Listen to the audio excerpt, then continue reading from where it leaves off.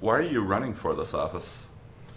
Hi, John. Thanks for asking me that. I never aspired to be a politician. I just wanted to, be a public servant and live my life.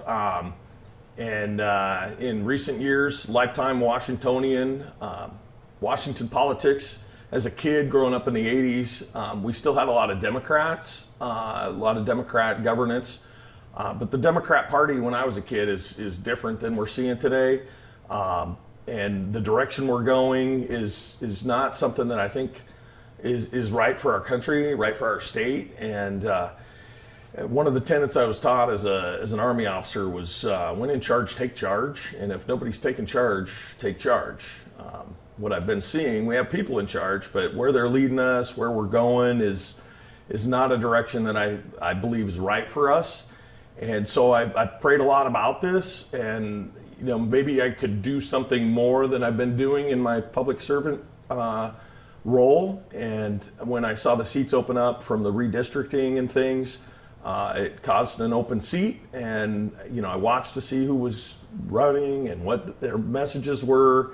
And I thought, somebody please step up that can carry a message and fight for the things that I know Washingtonians want and need. And I just wasn't seeing what I thought people needed. And I thought, if not me, then who? And when I saw it wasn't something I could get behind, I decided then I guess I better put my money where my mouth is, and stepped into it. So I'm learning, not what I set out to do, but I'm doing it because I think we need it. Why should people vote for you? I understand government. I've been in it for 30 years at frontline service delivery level stuff. I know how it works. I've got 30 plus years of experience building relationships at state, county, local, and federal levels. I have a vast network of relationships I've built over 30 years. I spent 20 years in the military reserves, most of it as an Army officer. I've been trained to lead. I've spent my entire life leading. And I think we need some more leaders that want to go where we're going. So here I am. What is your reaction to the attempted assassination of Donald Trump last Saturday?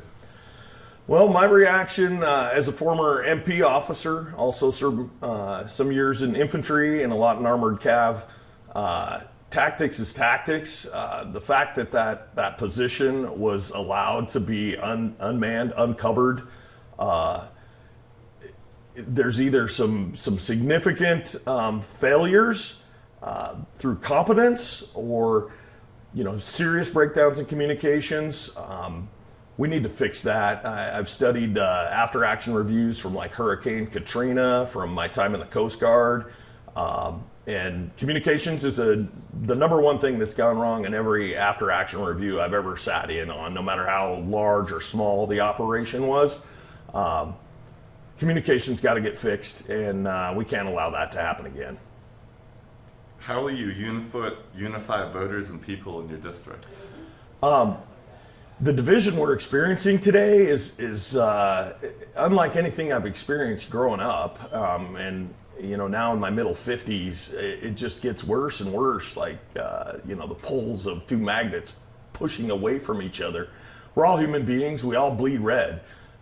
We all have the basic Maslow's hierarchy of needs, of things that we want and need for just the human condition, right? We want to be safe. We want to be taken care of. We want to aspire for relationships and love and family.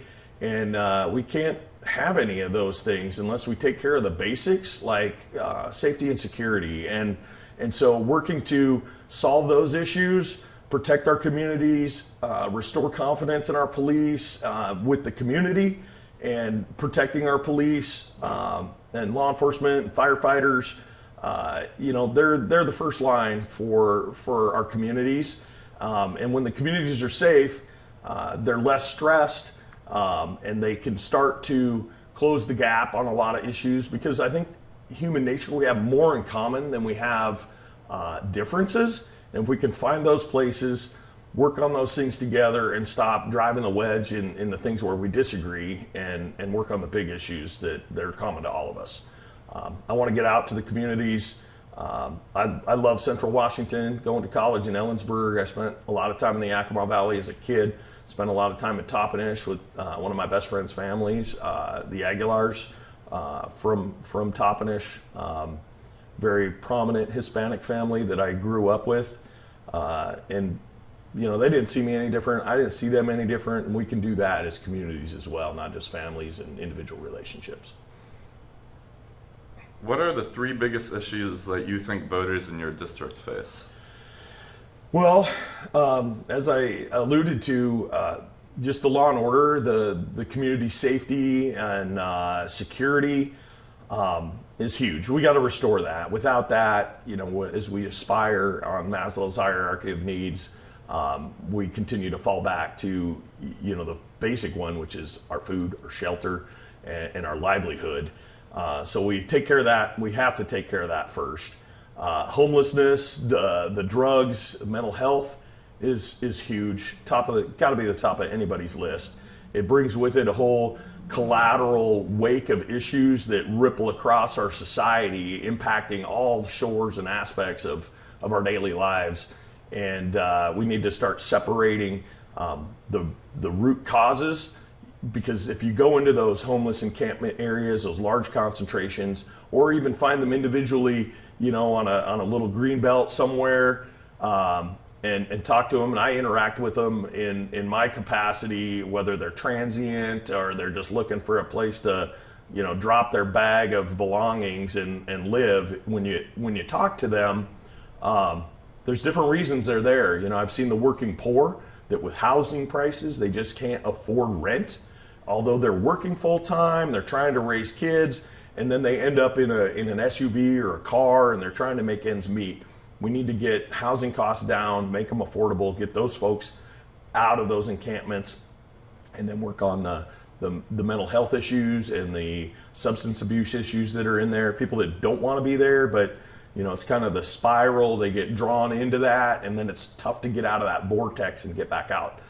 So we need more mental health facilities and substance abuse facilities to get those people treatment, get them out. So homelessness is huge. Mental health crisis is huge. We need beds to take care of people that are no longer capable of holding jobs, and their Social Security disability isn't making ends meet. I have close and strong connections to people with mental health and illness issues, and I understand those struggles. And education is huge. Infrastructure, transportation, it's all big stuff. So we're gonna work on all those. People give me a chance. I have a deep depth of knowledge and experience and relationships in all facets of the things that impact everyday Washingtonians. If elected, what do you hope to accomplish during your term? Well, one of the things I've been talking about, we got to get our economy going again. This tax and spend policy stuff we've been chasing. Governor Gregoire, just 11, 12 years ago when she left office, our budget has doubled since then. And our budget, our Constitution requires a balanced budget. And so we're spending money that the state is earning. So the state's earning twice as much money as it was just 11, 12 years ago. But the things that are important to us just aren't happening. Our ferry system's crumbling, our road systems are crumbling, our school situations aren't getting any better. So we need to take the money we're earning and get it diverted to the things that really matter instead of creating new programs and expanding services and things like that. We need to get back to the basics, just like our schools, math, reading, writing, history, civics. We need to get back to that kind of stuff for our governance as well. Take care of the core stuff, manage the spending, manage our taxing, get the money back to the people, the money that we need, get it back to the services that we need. Will you accept the results of this election? Yes. Washington's been doing mail-in voting. When I first started voting, I can remember going down to the voter rolls, and signing in at my junior high school and presenting my driver's license, proud to do it, and going into the little booth and pulling the curtain and punching the buttons and doing that stuff. And that's definitely more secure, right? You got control of it. It's right there. You know where it's at. You have control of it. we've been doing what we've been doing for a long time, and I think we do it as well as we can. We got to lean on our county auditors to make sure that we keep our voter rolls clean. But unless there's something just crazy, I'll respect it, and we'll move forward, however it shakes out, and hopefully with the right leadership and the right folks in the future, we can make our voting security even better than it is today. And if you do lose, will you support the winner? Yeah, we're all Washingtonians. It doesn't do any good to, I'm taking my toys and I'm going home. Not just not going to happen. We gotta move forward. So yeah, we'll get on it.